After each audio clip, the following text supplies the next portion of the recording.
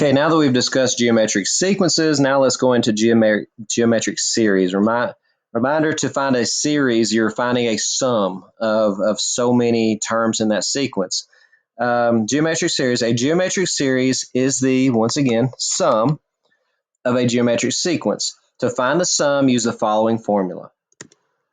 The partial sum, or the sum of the first n terms, and again, this n right here is a subscript, is equal to the first term times 1 minus the common ratio to the nth power, if you're finding whatever the first 6 terms, divided by 1 minus r. And unfortunately, there's no easy way to remember this, where n is the number of terms.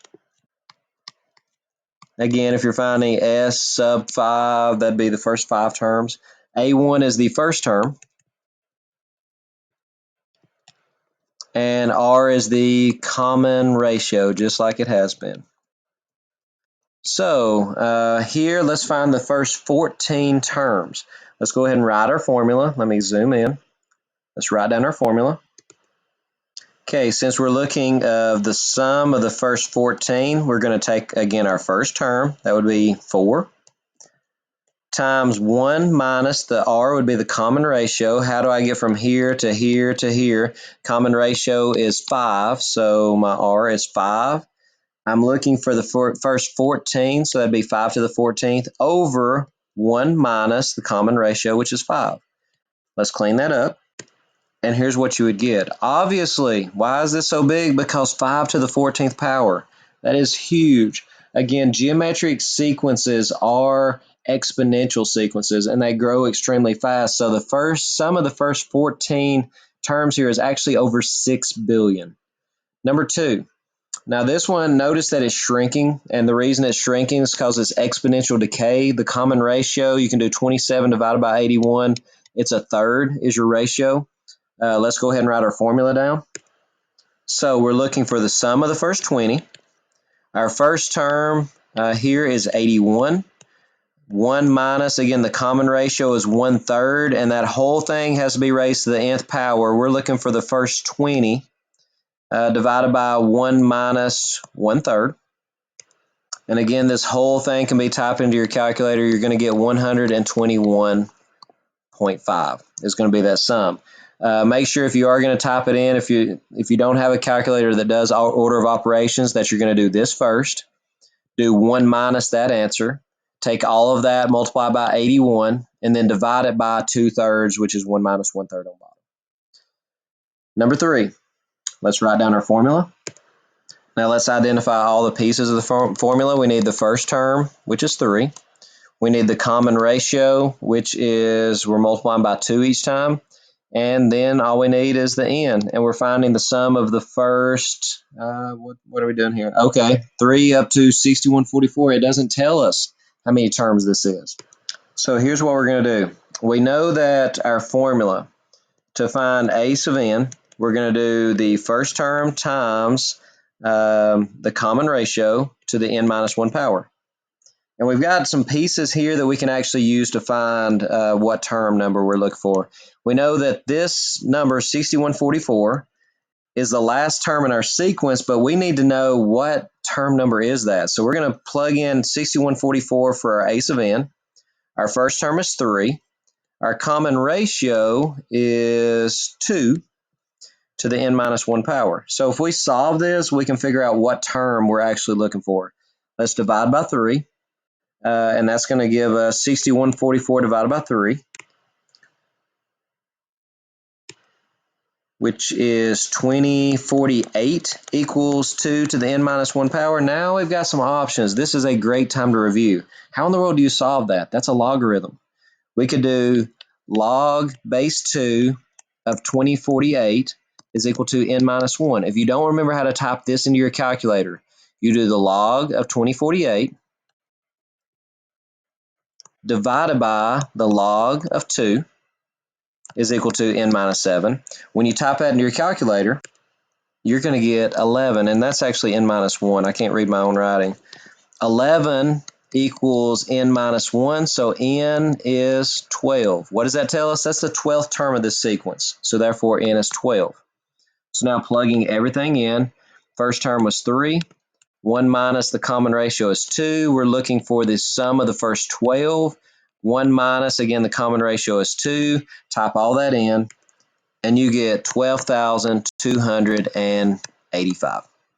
Number 4, we're going to have to do the same thing. We've got to figure out what term this is. So go ahead, and before we even write down our formula, let's do that first. So I know that my formula for a geometric sequence, a sub n is equal to the first term times the common ratio to the n minus 1. I know that my a sub n is 2916. I just don't know what the n is. I don't know what term that is. That's the nth term. My first term is 4. The common ratio, I'm multiplying each time by a negative 3. And I'm going to raise that to the n minus 1 power. First step, divide by 4. Dividing by 4 gives you 729 equals negative 3 to the n minus 1 power.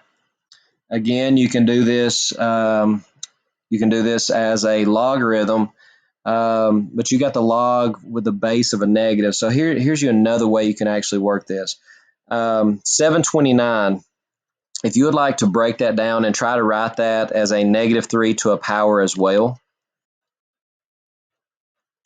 you can use that trick that we did before. I know that negative 3 to the second power is 9. That means that negative 3 to the fourth power would be 2 of those, or squaring that. That'd be 81. So that means that negative 3 to the, 9 and 81, that's 729. So that'd be to the sixth power.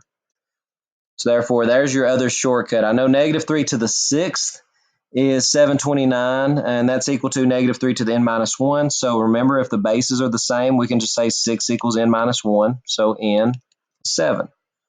So therefore, this is the 7th term. So we're looking for S of 7. The way we find that, again, the formula says find A of 1 times 1 minus the common ratio, which we said was negative 3, raised to the whatever power, however many you're looking for, over 1 minus the common ratio. That minus minus will give you a plus. Plugging all that in, the sum of the first 7 terms would be 2,188. Number 5. Now this is going to be a little bit easier because it tells you how many terms you're adding up. We're adding up the first 25 terms here. Some of the terms, if you'd like to list them, plug in 1. 1 minus 1 is 0. 2 to the 0. Anything to the 0 power is 1. Plug in 2 gives you 2 to the first. Plug in 3 gives you 2 to the second. So here is the series that you're adding together. So S of n, let's write down our formula again. So S, we're adding together the first 25. S of 25 is equal to the first term times 1 minus the common ratio. We're multiplying by each time 2, which you can see that in our formula there. This is a sub 1 times the whole, that's our formula. 1 times 2 to the n minus 1 power. 1 is the first term, 2 is the common ratio. To the 25th power. That's going to be huge, so we will definitely need to use our calculator. Over 1 minus 2. Plugging that in, we're going to get 33,554,431. Number 6, we're adding together the first 8 terms. And again, notice this is in your basic form. There's A of 1. There's your common ratio. And then you have your n minus 1 power. Okay. So you can plug in if you'd like to, but I already know my first term will be negative 32. My common ratio is going to be negative 1/2. And my nth term, I'm looking for the sum of the first 8. So here's your formula. So S of 8 is equal to my first term times 1 minus my common ratio is negative 1/2. And I've got to raise that to the 8th power over 1 minus negative 1/2. Now, I already see where some people are going to make some mistakes. We've got to make sure that right here, we are raising negative 1/2 to the 8th power first. Now, down here on bottom, minus minus is a plus. But can I go ahead and do minus minus here? No. We're going to have 1 minus negative 1/2 to the 8th. This will actually be a positive value. So I'm going to have 1 minus a positive value, which will give me a negative, That's going to be a rather small positive value there, but we've just got to make sure that we do the negative 1/2 to the 8th power first. And when you do all that work, you're going to get negative 21.25. Number 7.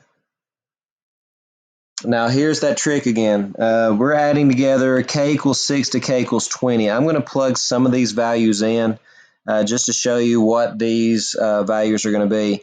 When I plug in 6, that's going to be negative 4 times negative 3 to the 5th power. And that is 972. So my first term is 972.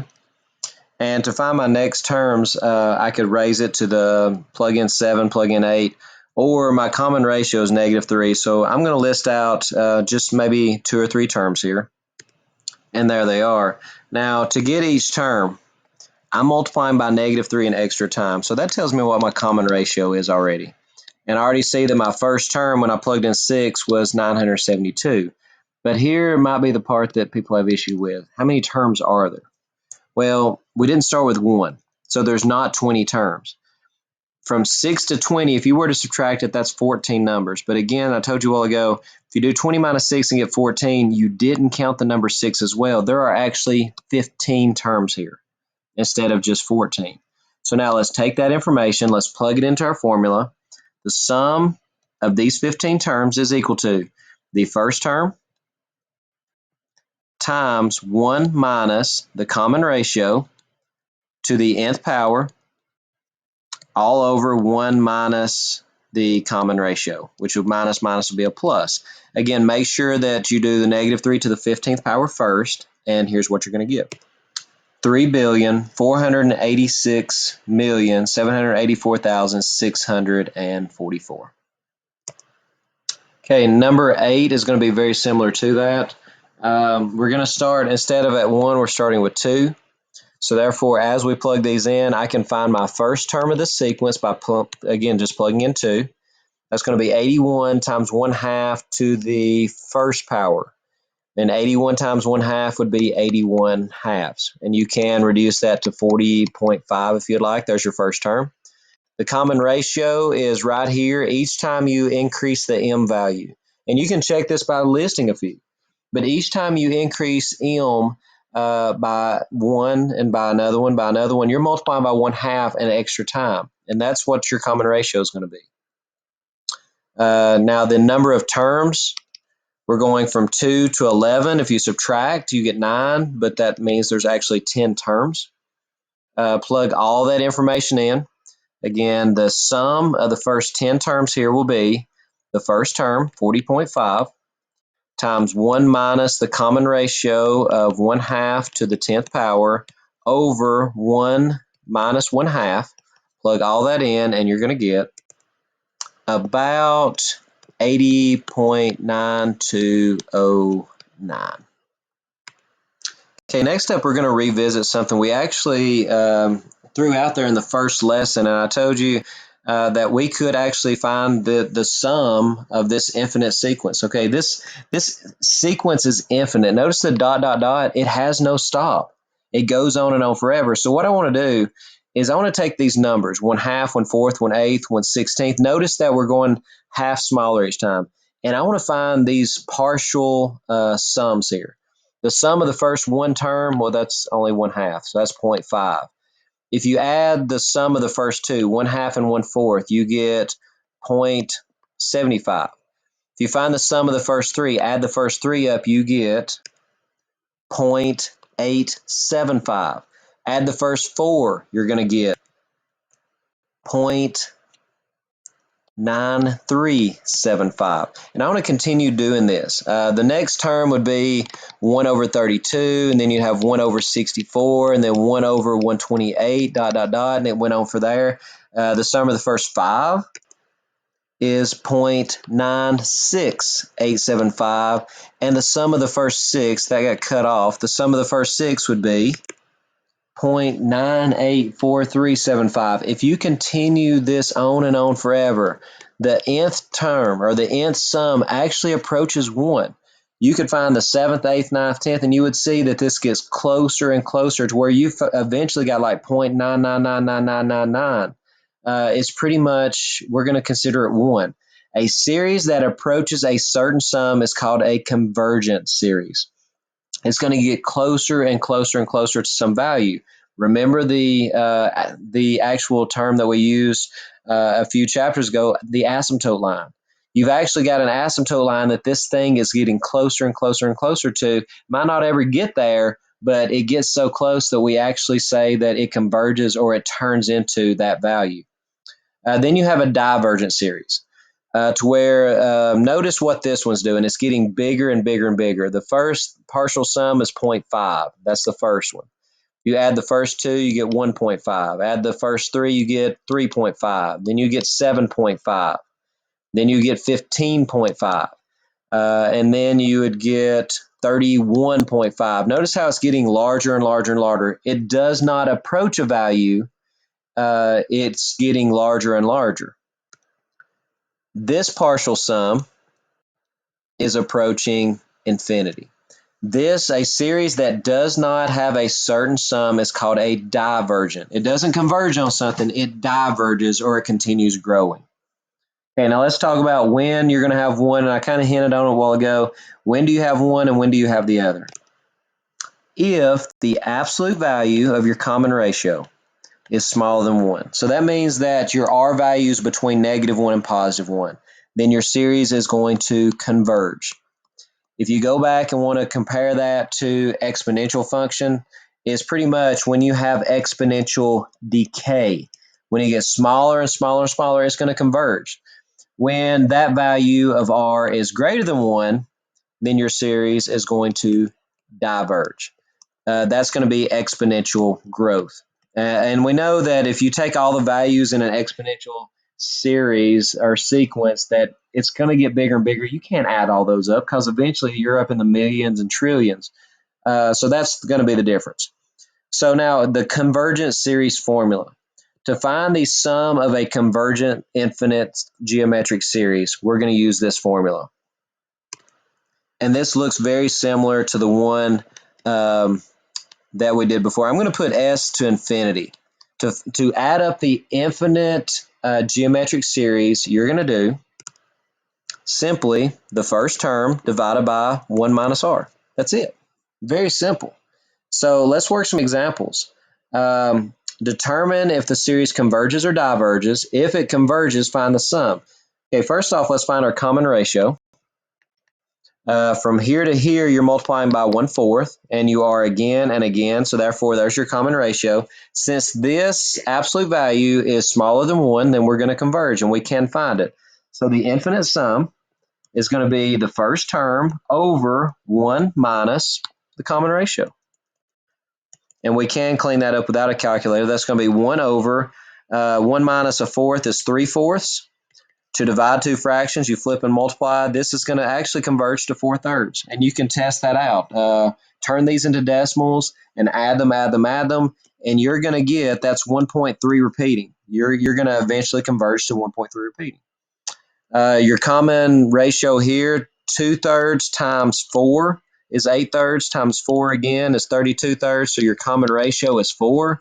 So this series is going to diverge. Since the common ratio is bigger than 1, then you're going to have a divergent series, so you cannot find that infinite sum. Here, to figure out what our common ratio is, we can simply take our second term, 3.48, and divide it by our first term. That's going to be 3. If you multiply top and bottom by 100, that's 348 divided by 580, and you could reduce that if you want a decimal, or excuse me, if you want a fraction, or we can just turn this into a decimal, and you get 0.6. Now, since that is less than 1, then this will converge. And since it converges, we can simply say that the infinite sum, the sum of all the terms in this sequence, is equal to the first term divided by 1 minus the common ratio, which is 0.6.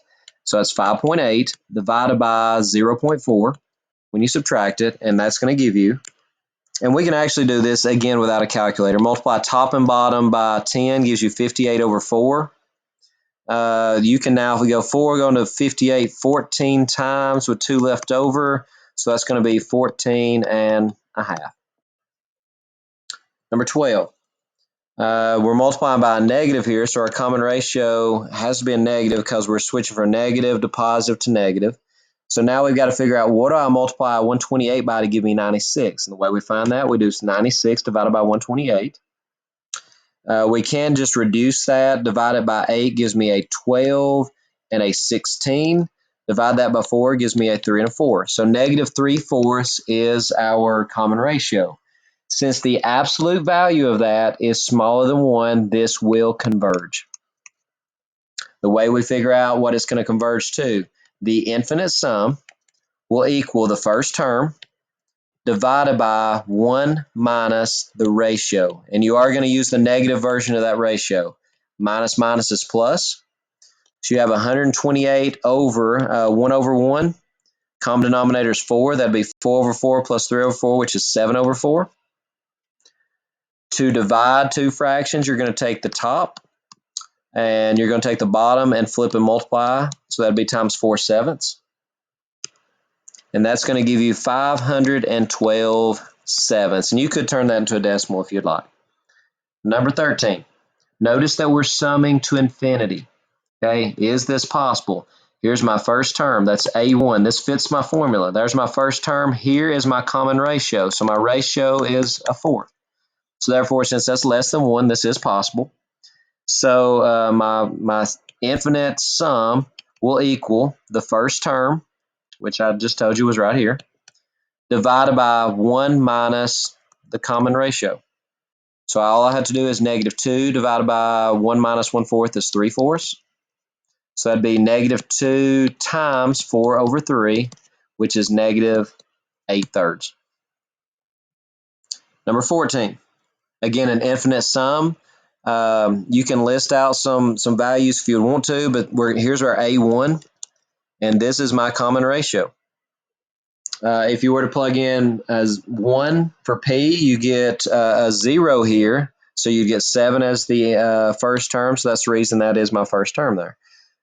So my infinite sum, since my common ratio is less than 1, I can find.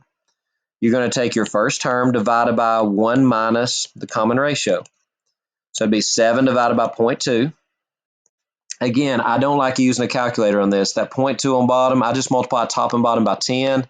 That'll be 70 over 2, which is 35. Number 15. Now we got to be careful. This is not our first term here because we're starting by plugging in 4. So my first term, let's plug that 4 in. That gives me 8 times negative 5/2 to the third power. And that's going to be negative 125. And honestly, that was wasted. We didn't have to do that because this is still my common ratio. I'm still multiplying by negative 5/2. Each time I go up a W, then I'm going to increasing the number of times I multiply by negative 5/2. That's still my common ratio. That common ratio is negative 2.5, which is bigger. If I were to take the absolute value, that's bigger than 1. So therefore, this is a divergent system anyway. So therefore, we can't find that infinite sum. Now this one we can see our common ratio is negative 3/4, so we're going to be okay because that's less than 1 when you take the absolute value. My first term we're going to find by plugging in 2. 2 minus 1 is going to be 1, so I've got to do negative 6 times negative 3/4. Negative times negative is a positive, so I can just dump those. 6 and 4 reduces to a 3 and a 2. That gives me 9/2 is my first term. That's A1. My common ratio is right here. Whoops. That's what I'm multiplying by each time to give me my next term in the sequence. So therefore, my infinite sum is going to be my first term, which was 9/2, divided by 1 minus the common ratio, which is negative 3/4. I can add those. 1 over 1, common denominator is going to be 4, so that's going to be 9/2 over 7/4. To divide fractions, you flip the second one. Try again. And multiply. Cross cancel, that's a 1 and a 2. Final answer, it would be 18 over 7.